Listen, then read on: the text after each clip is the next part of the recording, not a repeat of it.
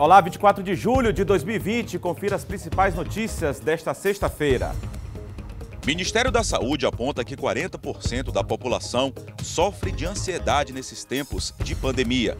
Na região sul, o governo anuncia medidas para conter o avanço do novo coronavírus e cresce a expectativa para a fase de mata-mata da Copa do Nordeste. Fique ligado na TV Difusora e tenha um bom dia, Maranhão.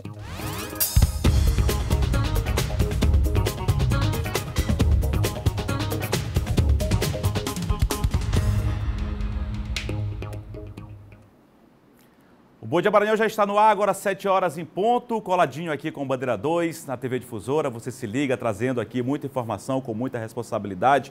Silvão Alves encerrou agora há pouco, desde as 6 horas da manhã, a nossa equipe chegando cedinho aqui, preparando as notícias, as informações, as principais informações de todo o estado do Maranhão. E a partir das 6 horas da manhã, você ligadinho aqui com o Bandeira 2, te levando muita informação da área policial, da comunidade também, desde as 6 horas da manhã. E coladinho logo depois, a partir das 7 horas da manhã, agora 7 horas em 1 minuto, a gente segue aqui levando muita informação para você com responsabilidade aqui com o Bom Dia Maranhão.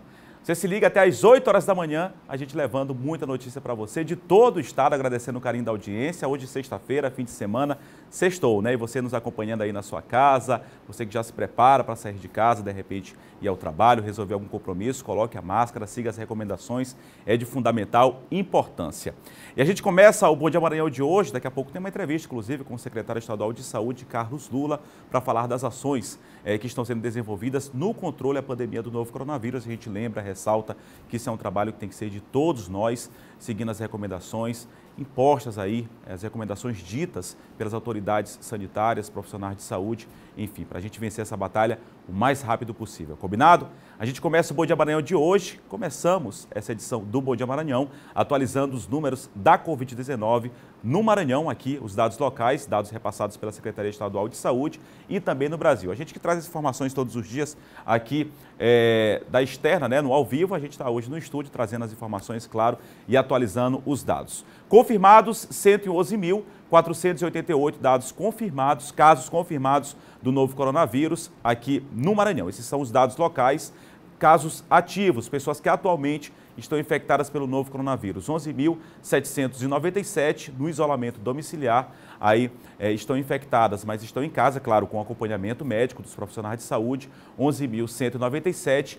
O número de curados, um número bastante elevado, satisfatório aí aqui para o estado do Maranhão, mais de 80% de pessoas recuperadas, 96.851, o número total de pessoas recuperadas, um número super satisfatório, mas infelizmente pessoas perderam a vida aí para essa triste e terrível doença, a Covid-19, 2.840 óbitos registrados até agora no estado do Maranhão. É importante também a gente verificar, acompanhar os dados aqui envolvendo pessoas que permanecem internadas em leitos de enfermaria ou então em leitos de UTI, totalizando o número de pessoas internadas tanto em hospitais públicos quanto em hospitais particulares. 348 em leitos de enfermaria, 252 em leitos de UTI.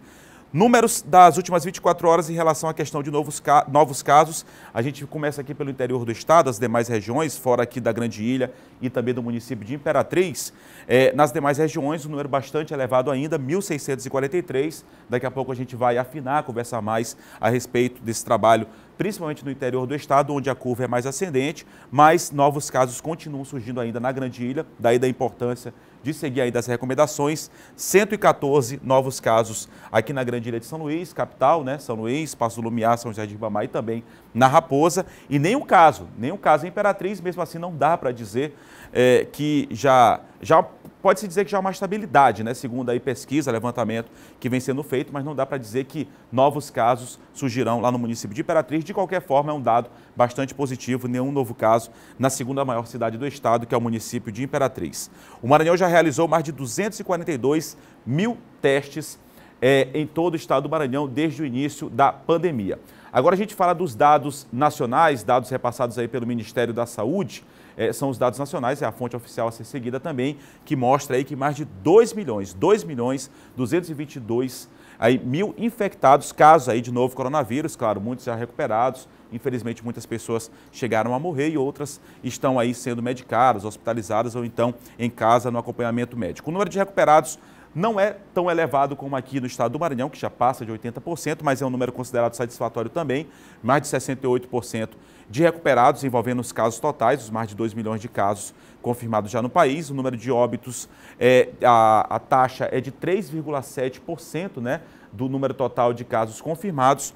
E a taxa de pessoas que ainda estão em tratamento é uma taxa também considerada elevada, mais de 27%, quase 28% dos novos casos, dos casos confirmados, na verdade, do novo coronavírus em todo o país. Quase 28% de pessoas ainda estão infectadas e estão ou no isolamento domiciliar ou então estão internadas aí nos hospitais. Estados aí passando por problemas, dificuldades muito grandes, né, como exemplo aí, principalmente dos estados da região sul, mas também estados do centro-oeste e também da região sudeste, que passam por problemas e estão com leitos aí lotados, hospitais tendo muita dificuldade para atender essas pessoas. Daí da importância de todos os brasileiros, toda a população, claro, seguir ainda as recomendações é de extrema importância. Esses são os dados nacionais, dados repassados pelo Ministério da Saúde. Anteriormente a gente mostrou os dados aqui do estado do Maranhão, claro, repassado aí pela Secretaria Estadual de Saúde, que é a fonte a ser seguida, ok? 7h06, daqui a pouco a gente volta a falar ainda sobre essa pandemia do novo coronavírus. Como eu disse, tem uma entrevista daqui a pouco com o secretário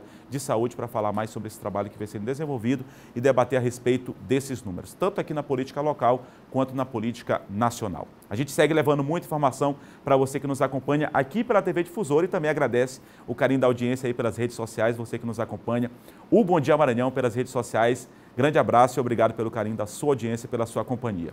Olha, um dos principais males trazidos pela pandemia foi a ansiedade.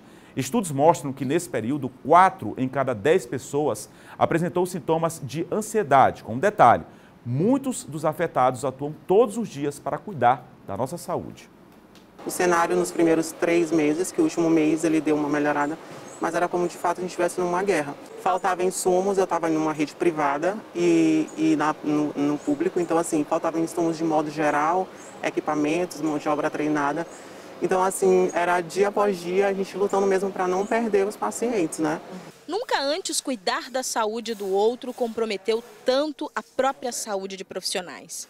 Sendo linha de frente ou não, eles lidam diariamente com a Covid e tudo que a doença tem causado, que vai além de uma emergência sanitária. Perder muitos pacientes por dia, então eu cheguei a um plantão de uma UTI de 20 pacientes, eu perdi 13. Então o sentimento de impotência, o sentimento de frustração, a gente perdia muitos pacientes por pequenos detalhes que não eram mais do nosso alcance e isso dava muito sentimento de ansiedade, frustração, tristeza. Nos últimos 4 meses, o cenário dos hospitais ficou diferente, a forma de atendimento convencional foi substituída por uma série de protocolos. Nosso SPA continuou funcionando às 24 horas. Nosso ambulatório é que a gente fez uma readequação, onde a gente ficou atendendo na quadra para poder manter o distanciamento necessário. O método novo, que depois de um tempo passou a incluir também atendimento psicológico para os próprios profissionais da saúde. A ansiedade passou a fazer parte da rotina de muitos trabalhadores. Quais são seus sintomas? O que você anda sentindo? O que foi que ocorreu nesse tempo? O profissional que ele está diretamente no front, aquele que está na frente, lidando com o paciente, né, que está cometido de Covid, muitos inicialmente, eles também foram atingidos, né, e muitos colegas profissionais, né, eles morreram. E isso, lógico, que humanamente falando, nós somos seres humanos, mesmo trabalhando com os pacientes, nós sentimos aquele impacto. A assistência é oferecida por telefone, incluindo os profissionais do grupo de risco afastados por conta da Covid. Eles prestam serviço aos colegas de profissão e também à população. Durante 3 meses, profissionais da saúde e da segurança tiveram acesso aos atendimentos de saúde mental. Com a retomada das aulas no mês que vem, o governo decidiu expandir esse atendimento agora também para os professores. A gente viu a necessidade de que esses profissionais se sentissem mais seguros, né, se sentissem, trabalhassem gerenciamento de estresse, as suas emoções, porque na verdade a pandemia trouxe tudo isso para a gente, né? Trabalhar com a ansiedade, né, com o medo, com a insegurança de saber como é que estão os seus familiares, daquilo que é novo, tudo traz esse tipo de sentimento. O Brasil tem o maior índice de ansiedade mundial durante a pandemia. De acordo com o Ministério da Saúde, mais de 40% da população tem sintomas da doença. Uma insegurança que pode trazer sérios riscos à saúde humana. Se eu dou seguimento, digamos assim, desses sintomas que a gente acabou de falar, daqui a pouco começa o transtorno de pânico. Aí o que é a sensação de transtorno de pânico? É aquela sensação iminente de morte, né? Então, assim, isso daí é desesperador para quem sente. Pois é importante, né, manter a calma, seguir essas recomendações e, claro, ajuda profissional dos psicólogos, psiquiatras, enfim, os profissionais de saúde, profissionais da segurança pública, professores agora também, população em geral, né, essa questão emocional também por conta da pandemia tem que ser trabalhada. A importância do trabalho dos profissionais aí que trabalham com os emocionais das pessoas, o lado psicológico das pessoas, mas as pessoas também precisam ajudar umas às outras, né, isso dá força, dá esperança que a gente vai sair dessa e vencer essa batalha, beleza? Agora 7h11 e foi enterrado ontem o cinegrafista Cleidson Reis da TV Sinal Verde, nosso companheiro, emissora do Sistema Difusora em Caxias. Cleidson, de 37 anos, morreu após um acidente de moto. Morto e sepultado. Desceu a mansão dos... Na calçada da capela onde o corpo foi velado, amigos prestaram uma última homenagem ao repórter cinematográfico Cleidson Reis.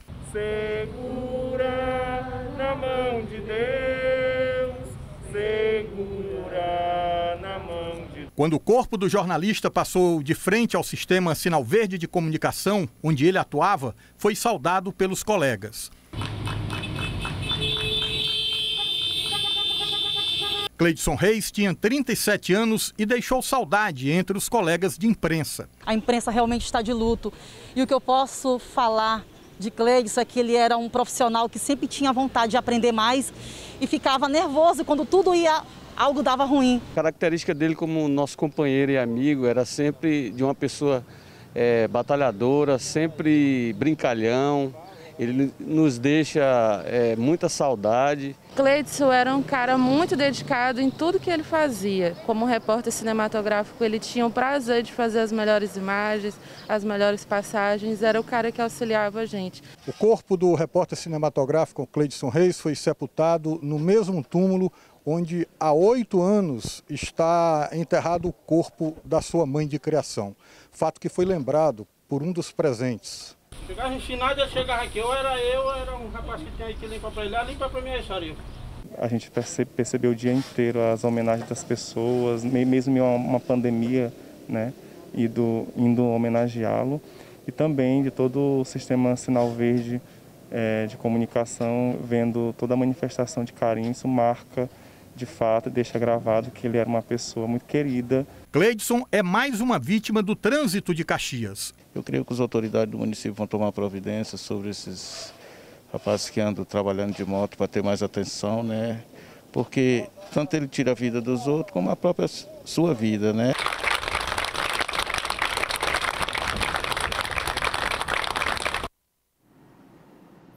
Pois é, que nosso amigo Cleidson aí, que Deus guarde um bom lugar, que esteja em um bom lugar. Nossos pêsames aí a toda a equipe da TV Sinal Verde. Força, viu, pessoal? Grande abraço a todos, muita força nessa hora e, claro, os amigos, parentes aí no município de Caxias, em qualquer parte que esteja nos acompanhando. Nossos pêsames aí a familiares e amigos do nosso amigo Cleidson, que Deus guarde em um bom lugar. A gente segue aqui com o Bom Dia Maranhão, 7h13. Confira agora o nosso giro de notícias. O Senado aprovou a medida provisória que suspende a obrigatoriedade de escolas e instituições de ensino cumprirem uma quantidade mínima de dias letivos neste ano, devido à pandemia da Covid-19. A matéria segue para a sanção presidencial. O texto foi aprovado na Câmara no início de julho. Os deputados fizeram alterações na medida provisória e, por isso, a matéria seguiu para o Senado, como projeto de lei de conversão.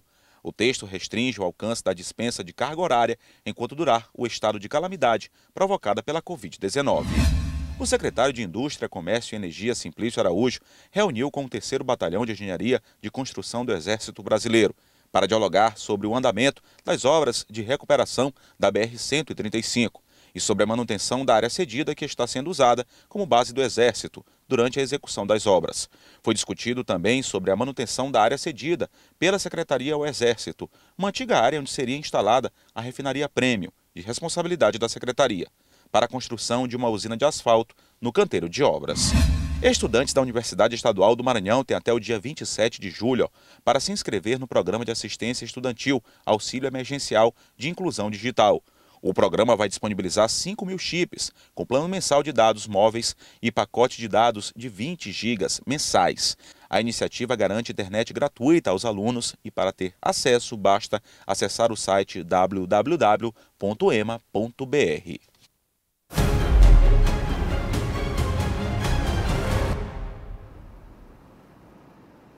Para falar da área de segurança, já está aqui comigo o Silvan Alves, 7 horas e 15 minutos. Muito bom dia, Silvan. Bom dia, Eduardo. Bom dia a todos. Silvan, a gente começa aqui com uma notícia quente, né? Quentinha agora já da manhã desta sexta-feira, uma operação que está acontecendo no município de São José de Ribamar, envolvendo o combate à facções criminosas, né? Exatamente. É porque ao longo dos meses aí, há uma guerra, um confronto entre duas facções que disputam território lá na área do município de São José de Ribamar. Então, hoje, a Polícia Civil, através da Superintendência da Polícia Civil da capital, mais o apoio do 13º Batalhão da Polícia Militar do Estado do Maranhão, que é o batalhão da área do município de São José de Ribamar, eles estão fazendo uma operação na área do município para combater as ações dessas facções criminosas. São mandados de prisão, mandados de busca e apreensão, que estão para serem cumpridos agora. A última informação que se tem é de que já foram apreendidas armas e também já foram apreendidas drogas nessa operação que está em andamento. Poder paralelo é o nome que foi dado a essa operação em função desse poder, não é, obscuro que as facções têm dentro desses bairros, na periferia lá do município lá de São José de Ribamar, que já resultou nesse poder paralelo. Esse poder paralelo já resultou, inclusive, na morte de várias pessoas lá naquele município. Então, a operação ela foi montada pela Superintendência da Polícia Civil da capital, está sendo coordenada lá pelo delegado Carlos Alessandro, que é o superintendente, e que vai se estender por todo o dia para cumprir todas essas determinações da justiça, desses mandados de busca e prisão que foram expedidos. Está correto, né, Silvan? A força da polícia, claro, a força do Estado não pode deixar não a bandidagem dominar paralelo, né? o local, né? A sociedade exatamente. de bem tem que viver em paz, Sim. com tranquilidade. Silvan, a gente vai falar sobre um tema agora que tem repercutido bastante nas redes sociais, debate aí de pessoas, discussão de pessoas, que é a questão de um vídeo que foi gravado por policiais militares aqui do Estado do Maranhão, utilizando um aplicativo, o TikTok, que é com música, com dança, enfim, isso tem gerado muita discussão e foi aberto o processo de sindicância, né, para apurar essa conduta das policiais. Eduardo, inclusive já há uma reação por parte da OAB, não é? Que condena a abertura desse procedimento, falando da questão nesses tempos de hoje, onde se fala muito a questão do empoderamento das mulheres, não é? Isso seria ir na contramão, não é? Desses direitos por igualdade que a mulher vem brigando. Já há também um movimento, as entidades de defesa dos direitos das mulheres, que pretendem fazer uma manifestação de apoio a essas mulheres. Então, essa questão aí, né, é uma questão que acaba, sem sombra de dúvidas, deixando um questionamento. Como é que a Polícia Militar do Estado do Maranhão, né, com tantas coisas que tem para fazer, né, com outros fatos graves aí, que acabam denegrindo e muito mais o nome da instituição do que um simples vídeo como esse aí, que mostra que são policiais muito, muito belas, muito bonitas, não é? E que, evidentemente, deve ter um efeito contrário diante da reação desses órgãos, dessas entidades aí. Tem esse policial também de Timon, né? O policial também lá de Timon, que fez também, utilizou esse aplicativo aí, o TikTok, para se mostrar nas redes sociais e que também vai responder esse processo disciplinar conforme a determinação do Comando Geral da Polícia Militar do Estado do Maranhão. Tem muito mais coisa para o comando se preocupar com que isso aí. Isso é café pequeno. Pois Silvan, é isso aí, mas foi aberto o processo de sindicância, tem aquela questão do código, né, para o uso da farda só quando a pessoa estiver trabalhando, mas é uma questão muito de interpretação. Mas isso já é uma questão, sim, uma pois discussão jurídica, até, né? é uma questão jurídica, se diz até que é uma coisa até ultrapassada, que isso tem que ser revisto. Sim. O grande problema é não ferir a imagem da corporação, como os policiais não fizeram, né? Não teve nada demais, é algo que vem sendo utilizado, tem que se ter, claro, responsabilidade, todas as esferas, todas as áreas, corporações, entidades, instituições têm esse código de responsabilidade, isso tem que ser interpretado, mas como você bem disse, Silvan, tem coisas mais graves, para se preocupar do que essa questão. A questão de segurança, o setor de segurança tem vários problemas para serem resolvidos que são mais importantes do que esse tipo de situação. Claro que a gente vai estar acompanhando e vai ter informação, vai estar trazendo informação para vocês. Silva, só para a gente finalizar, teve mais um motorista de aplicativo que foi vítima da ação criminosa, né? Esse motorista de aplicativo, ele foi assaltado ali na região ali da Vila Luizão e eram 3 indivíduos que mantiveram ele como refém. Ele ficou do período da tarde, do final da tarde, até o início da noite, rodando na mala desse carro aí, até que a polícia fez a interceptação e foi e descobri que ele estava preso na mala do veículo. Para ele foi um alívio, porque ele disse que pensou no momento em que ele via que os caras estavam fazendo assalto aí por vários locais, que ele não sabe onde, inclusive foram. Imagina trancado, assaltos, né, Silva? Trancado desespero, na mala, né? É um desespero muito grande. E aí, depois que ele foi libertado, a ocorrência foi registrada lá no plantão central, lá do Coatrac, e infelizmente os assaltantes não foram presos. Tá, a polícia agora deve trabalhar, né, para prender esses bandidos. Tem acontecido muito, a gente espera que isso tenha uma redução, né? Afinal, são trabalhadores. Silvão, obrigado pela sua participação, boa sexta-feira, bom fim de semana. Ok, bom fim de semana para você, Eduardo, e bom fim de semana a todos. Tá aí Silvão Alves, que de segunda a sexta-feira apresenta o Bandeira 2 aqui, trazendo as principais informações da área de segurança, falando também da comunidade a partir das 6 horas da manhã, antes do Bom Dia Maranhão. E no próximo bloco, acolhimento a idosos é ampliado aqui na capital São Luís. E mais, confira uma entrevista ao vivo com o secretário de Saúde do Estado, Carlos Lula, que fala sobre as ações para conter o avanço da pandemia no interior do Maranhão e sobre todo o trabalho que vem sendo desenvolvido no Estado para conter o novo coronavírus. Agora são 7 horas e 21 minutos, o intervalo é rapidinho, continue com a gente aqui no Bom Dia Maranhão, a gente volta já já.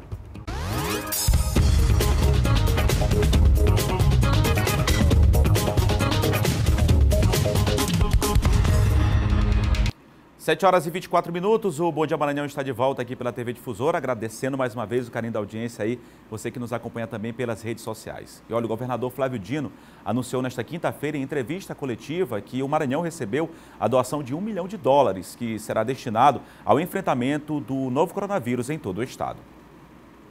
A doação foi realizada por um fundo filantrópico internacional. O valor doado de US$1 milhão ultrapassa a quantia de R$5 milhões. O diretor regional da fundação explica que o Instituto abriu uma exceção por conta da pandemia para apoiar o Estado. A gente entende que em momentos como esse era importante valorizar esse tipo de parceria e o que o governador e o que o governo do Estado do Maranhão vinha fazendo, a forma como está enfrentando a pandemia, também apontando, como eu disse, não só olhando bastante para a emergência, né, uma situação muito grave, mas que foi olhada com cuidado, mas também pensando em como reconstruir o futuro, foi algo que fez com que a gente, como está fazendo em outras cidades, escolhesse o Maranhão para esse apoio. Os valores vão ser investidos em 3 áreas. Quase 50% vai ser destinado à área da saúde. O restante vai ser dividido para a economia solidária e também para a assistência social.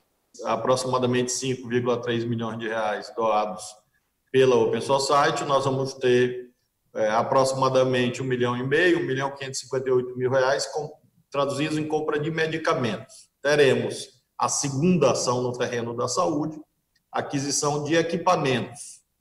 São aproximadamente 4.000 itens para equipar UTIs que nós vamos comprar com esse recurso. Vamos comprar da agricultura familiar do Maranhão, aproximadamente de 75 municípios do nosso estado, 30.000 cestas básicas, e essas cestas básicas serão entregues nos municípios, para pessoas de baixa renda, porque nós sabemos que há insegurança alimentar derivada da paralisação econômica. E, finalmente, vamos continuar a ação sobre fabricação de máscaras caseiras. As 30.000 cestas básicas serão montadas com produtos maranhenses, comprados, por exemplo, de famílias quilombolas do interior.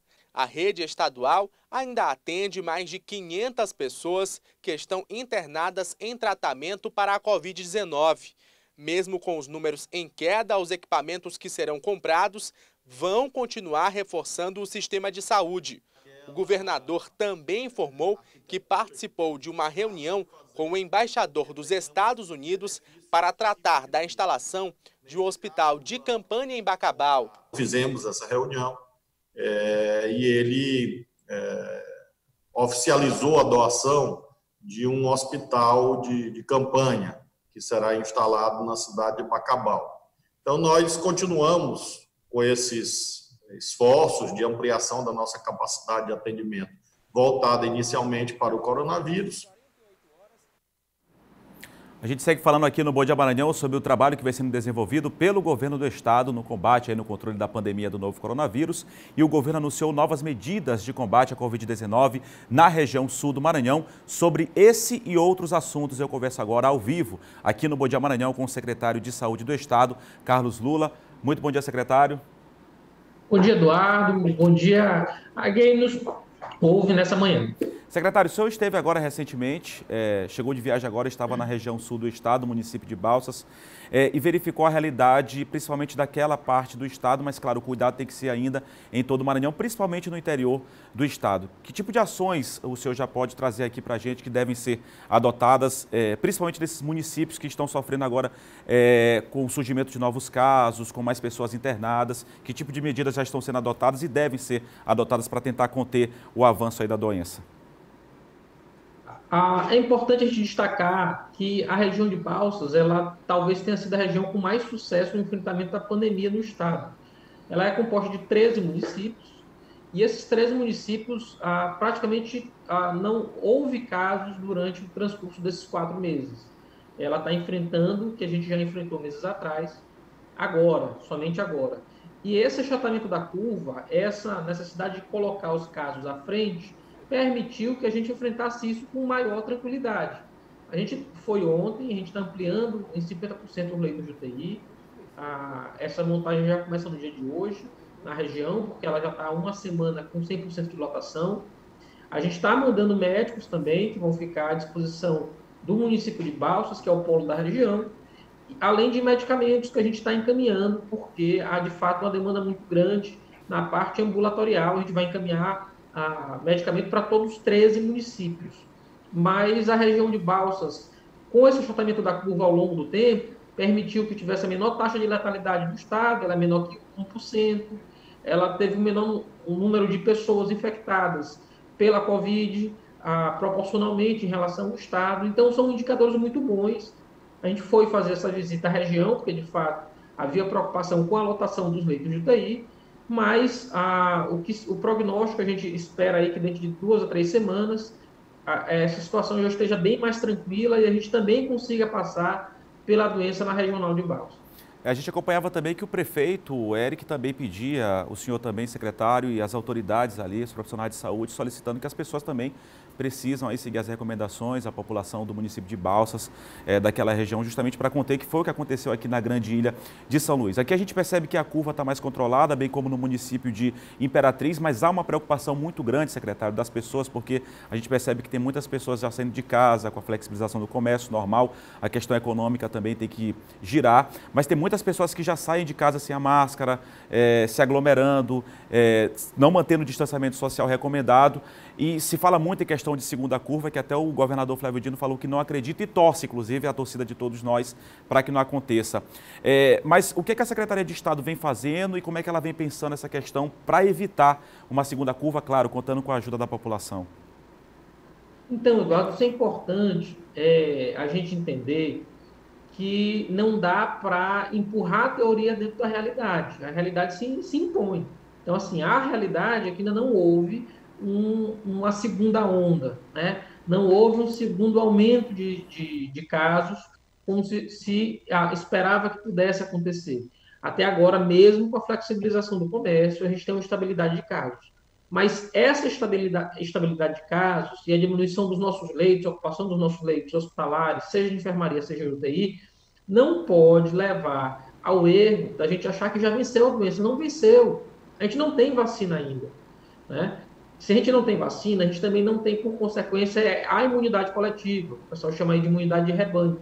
Não há ainda. A gente tem um número de casos, esse número de casos tem se mantido estável dia a dia. A gente tem em torno aí de 100 casos por dia em São Luís já há algumas semanas, em torno de 1.500 casos no interior do estado. Isso não dá nem 10 casos por município, se a gente considerar os 217 municípios.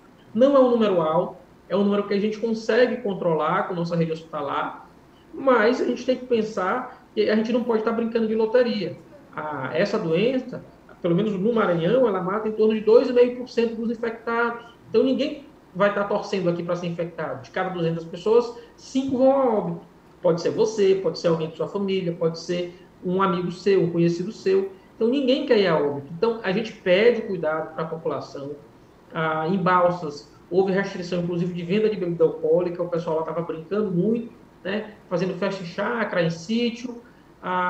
Isso tem acontecido também aqui em São Luís, na Grande Ilha.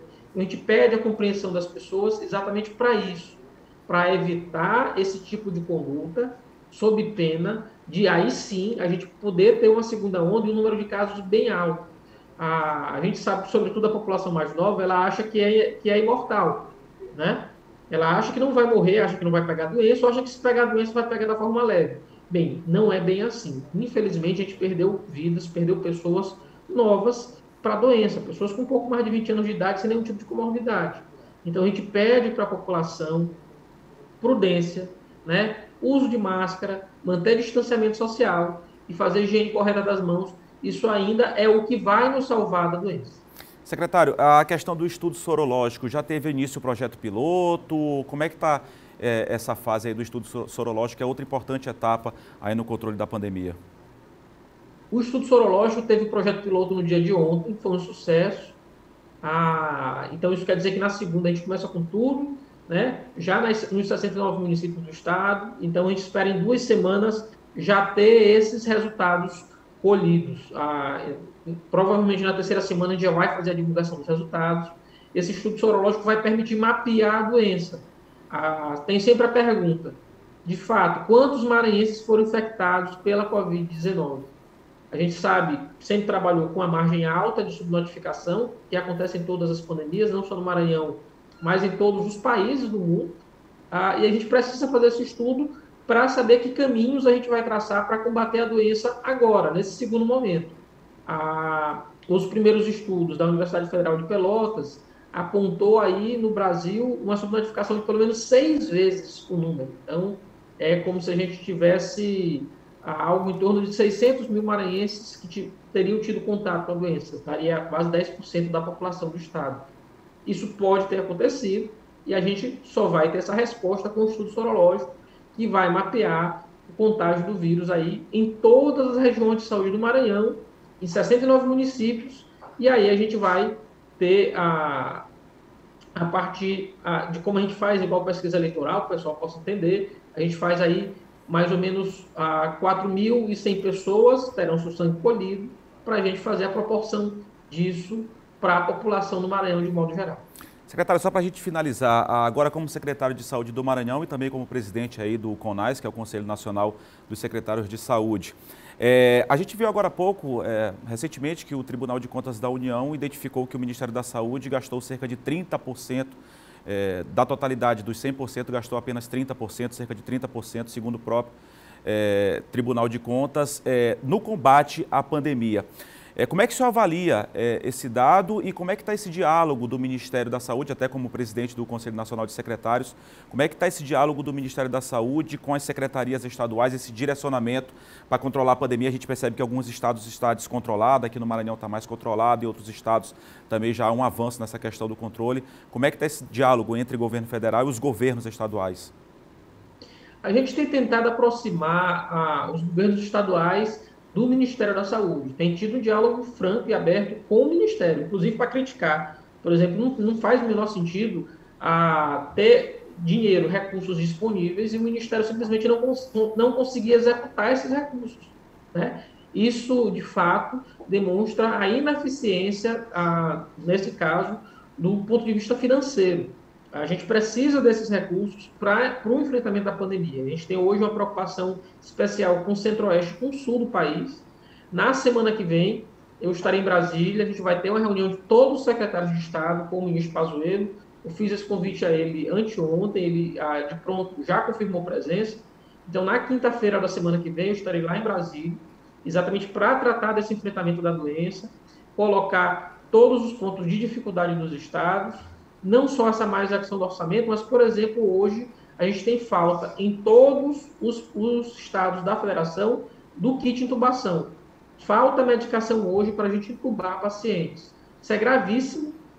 há um desabastecimento de um modo geral no mercado nacional e a gente tem que tomar atitudes em relação a isso, inclusive para corrigir esse tipo de distorção e para que a gente não perca mais pessoas por falta de medicação. A gente tem feito esse alerta há pelo menos um mês ao Ministério da Saúde e a gente espera que nessa semana que se inicia a gente tenha uma resposta pronta do Ministério para essa problemática. Secretário Carlos Lula, secretário de Saúde do Estado, obrigado pela sua participação, pela sua atenção. Eu sei que a agenda é corrida, a agenda é cheia, nós estamos ainda na pandemia, ações, medidas, esse estudo de combate aí à pandemia do novo coronavírus. Que o senhor faça uma boa viagem, que traga boas notícias aqui para o Estado do Maranhão, bem como para todo o país, envolvendo essa questão do diálogo, dessa parceria entre o Ministério da Saúde e os governos estaduais. Muito obrigado pela sua entrevista. Bom dia, bom fim de semana. Eu que agradeço, Eduardo. Está aí então a entrevista com o secretário estadual de Saúde, Carlos Lula. A gente pôde traçar aqui, falar alguns pontos importantes ainda da pandemia do novo coronavírus. E a gente vai vencer essa batalha aí com muito esforço e seguindo as recomendações importantes aí de todos nós. Poder público, as pessoas também fazendo a sua parte. A gente vai aí sair dessa e vamos vencer essa batalha aí. Agora 7 horas e 38 minutos, a gente segue com o Bom Dia Maranhão, falando agora da previsão do tempo, final de semana, hoje sexta-feira, fim de semana só começando e as pessoas querem saber como é que vai ficar a previsão do tempo. Se sair, saia de máscara. A gente tem percebido muitas pessoas que têm ido, a São Luís tem uma orla marítima belíssima, né?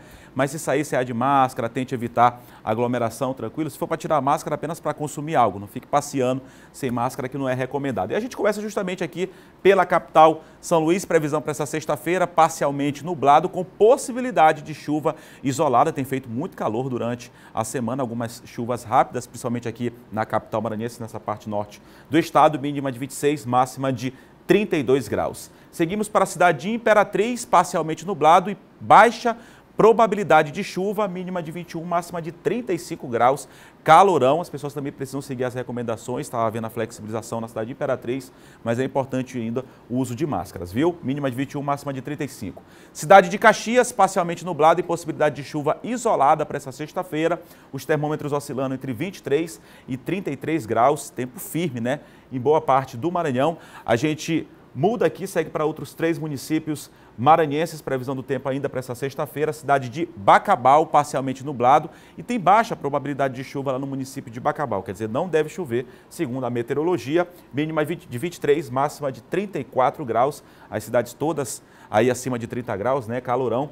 Itapecurumiri, parcialmente nublado também, baixa probabilidade de chuva, também não deve chover na cidade de Itapecurumiri, bem próximo aqui à capital, termômetros oscilando entre 24 e 32 graus. E agora Barra do Corda, mais na região sul do estado, centro-sul do estado, os termômetros marcando aqui entre 20 e 35 graus, também é baixa a probabilidade de chuva lá no município de Barra do Corda e calorão, a máxima pode chegar a 35 graus, a gente vê uma variante aqui muito grande no município de Barra do Corda. Está aí você acompanhando a previsão para essa sexta-feira aqui em todo o estado do Maranhão, nas regiões aqui do estado do Maranhão. Agora 7 horas e 40 minutos, prestação de serviço, você também sabe, você acompanha aqui no Bom Dia Maranhão. A gente mostra o trânsito, a gente sempre mostra pontos importantes aqui do trânsito na capital São Luís. A gente segue para a Avenida dos Portugueses, um dos braços da BR-135. Neste momento, trânsito bem tranquilo, né? Bacana, trânsito bem tranquilo.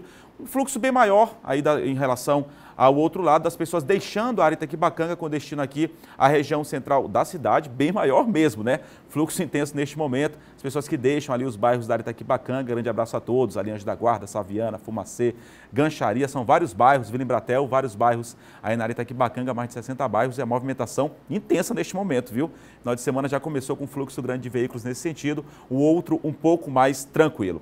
A gente segue agora para outro ponto, esse já é conhecido de fluxo de trânsito aí intenso nas primeiras horas da manhã. A Avenida Jerônimo de Albuquerque, aquela câmera localizada no Roque Santeiro, ali na altura do bairro do Bequimão, Angelinho, olha, bem tranquilo, viu? Até bem mais tranquilo do que a gente percebeu agora na Avenida dos Portugueses, mas sempre tem trânsito, né? Principalmente as pessoas que deixam ali o bairro do Angelinho, aquela área mais distante do centro de São Luís, bairro da Coab, Turu, que não vão pela São Luís de França, que segue pela Jerônimo de Albuquerque, Coatraque, com destino à região central, mas bem tranquilo neste momento, não há ocorrência de acidentes, nenhum carro também parado na via por algum problema mecânico, o que já é favorável. O trânsito também do outro lado da pista, bem intenso neste momento, já na próxima às 7h30 da manhã, quase 8 da manhã, já se aproximando, o trânsito de veículos fica bem maior. Vamos para outro ponto aqui da capital São Luís, essa prestação de serviço, outro ponto importante, né?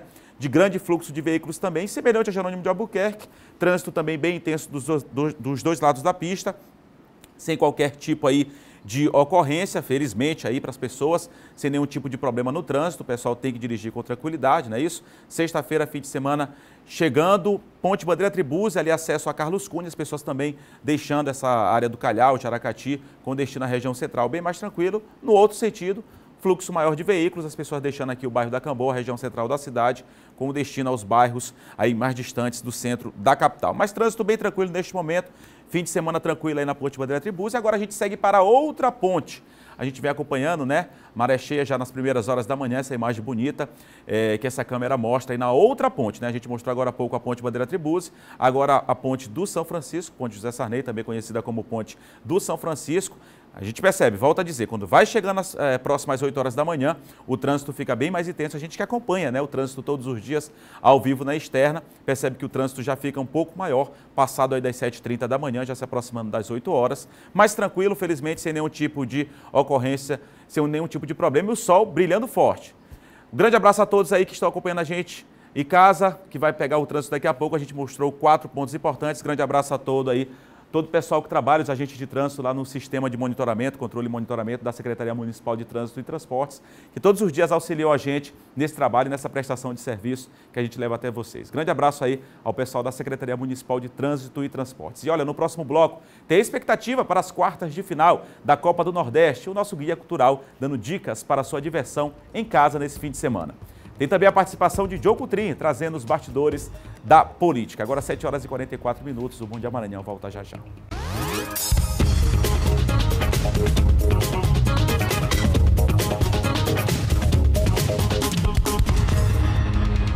Bom Dia Maranhão de volta, agora 7h47. Grande abraço aí. Obrigado pela companhia, pela audiência, você que nos acompanha aqui na TV Difusora e pelas redes sociais. Grande abraço a todos.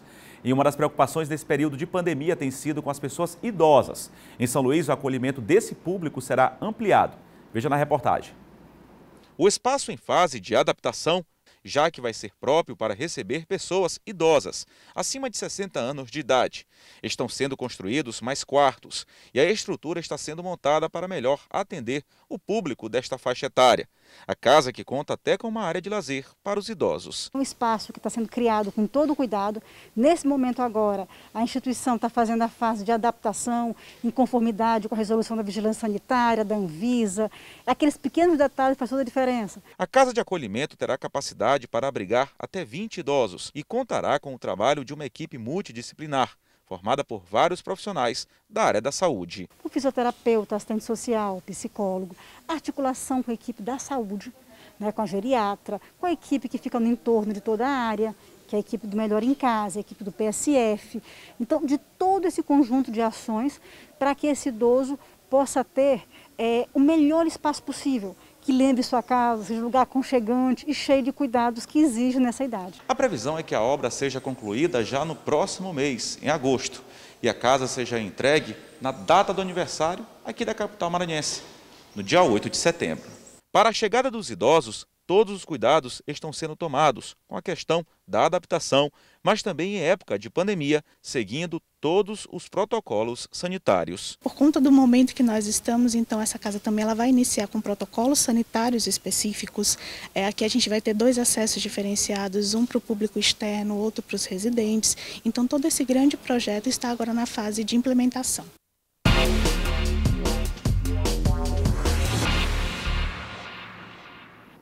Os bastidores da política, todos os dias aqui de segunda a sexta-feira com meu amigo John Coutrin. Muito bom dia, John. Bom dia, Eduardo. Bom dia a todos. John, a gente começa falando sobre a coordenação de campanha de um pré-candidato aqui da capital São Luís, o Neto Evangelista, que foi anunciado aí que a coordenação de campanha vai ficar a cargo do deputado federal Juscelino Filho, né? Já tem, na verdade, 2 coordenadores anunciados. Primeiro foi o Márcio Gerri, deputado federal Márcio Gerri, coordenador da campanha do pré-candidato do PCdoB, Rubens Pereira Júnior. E agora o deputado federal Juscelino Filho, presidente estadual do Democratas, vai coordenar a campanha do candidato do partido dele, deputado Neto Evangelista. Portanto, aí, ou a gente vê, são os dois pré-candidatos que mais se movimentam, o Rubem Júnior e o Neto Evangelista, que tem um diferencial, o Neto, né, que ele consegue ter um apoio de uma bancada muito forte de vereadores. O Neto tem o apoio dos vereadores do Democratas e do PDT, portanto, que forma a maioria ali na Câmara aqui de São Luís, o vereador de São Luís. Então, são os dois, hoje, pré-candidatos que somam importantes apoios. A gente sabe aí que o Neto Evangelista tem apoio do PDT, que é um partido muito forte. É claro que o senador Everton vai dar sua contribuição na campanha, óbvio. O PDT também com sua militância, com seu grupo político, é muito forte aqui em São Luís. E ganha um reforço também do próprio deputado federal Juscelino Filho, com a importante liderança nacional do Democratas e da ajuda nacional do Democratas. Pessoas próximas ao próprio prefeito de Salvador, o ACM Neto também, estarão aqui ajudando na campanha do Neto Evangelista. Portanto, aí o Juscelino tem essa função, essa incumbência de liderar a campanha do Neto na capital. E outros partidos também que têm dialogado aí também com o DEM, também com o Democratas, que pode compor a união do pré-candidato aí Neto Evangelista. Mas aí fato é que já foram esses dois coordenadores anunciados, o Márcio Gerri coordenará a pré-candidatura aí do Rubem Júnior e agora o Juscelino Filho, do pré-candidato Neto Evangelista.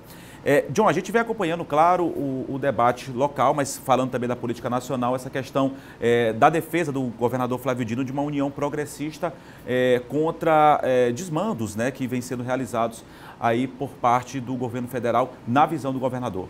Isso, foi um artigo publicado ontem no jornal O Globo e que repercutiu bastante. Primeiro, o governador defende uma frente ampla, aliás, frente amplíssima, em que inclui comunistas, social-democratas, verdes, socialistas, ou seja, que vai da esquerda até o centro e até a direita não bolsonarista. Ele defende essa frente amplíssima, essa união, essa conjunção de forças para enfrentar o bolsonarismo, que, segundo o governador, tem razoáveis, né, percentuais de aceitação popular hoje no país. Além disso, ele faz um comparativo, alude em relação ao apartheid, Nelson Mandela, em relação a isso, né, no que diz respeito à união. O governador Flávio Dino ainda defende, portanto, que aquilo que ficou no passado, né, mágoas pretéritas, dê lugar a modulações futuras no que abrange, agrega essas forças no sentido de enfrentar o Bolsonaro. Porque se ficar, Eduardo, PSB com a candidatura, PDT com a candidatura do Ciro sozinho, PSB sem candidato ainda, PCdoB com Flávio, né, e por aí vai. PSOL, PSTU com outras candidaturas. PD ainda falando Lula, Haddad. O Lula com aquele egocentrismo dele muito grande, que achar que o PT é o melhor partido, maior partido para ganhar as eleições sozinho. Então, a esquerda fica fragilizada e esfacelada. Rachada, né? E aí o Bolsonaro tem o quê? Tem um partido dele e tem um centrão. Pronto, já está de bom tamanho e a esquerda do outro lado aqui toda dividida. Então é isso que o governador alerta, né? Ele faz essas pontuações nesse sentido. Ele surge hoje como uma espécie de catalisador da esquerda, com uma visão mais ampla, né? Não tão radical e segmentada como outros nomes, igual aí nós temos o ex-presidente Lula. Tá ok. John Coutrin, trazendo os bastidores da política aqui local, aqui do estado do Maranhão e nacional também. Obrigado, John. Bom fim de semana para você. Até segunda, Eduardo. Tá aí John Coutrin falando dos bastidores da política de segunda a sexta-feira. E agora, aqui no Bom Dia Maranhão, 7 horas e 54 minutos, a gente fala de esporte. Vamos falar agora da Copa do Nordeste.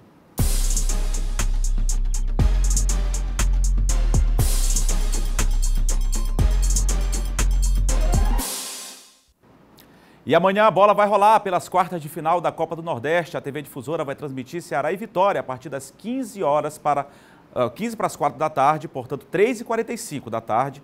Confira agora os outros jogos da segunda fase da Copa do Nordeste.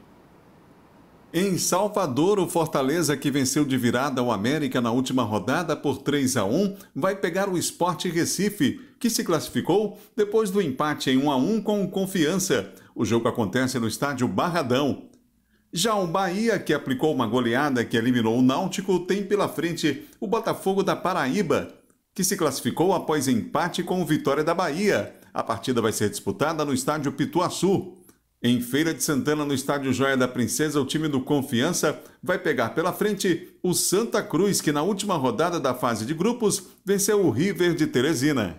Todos os jogos acontecem às 4 da tarde.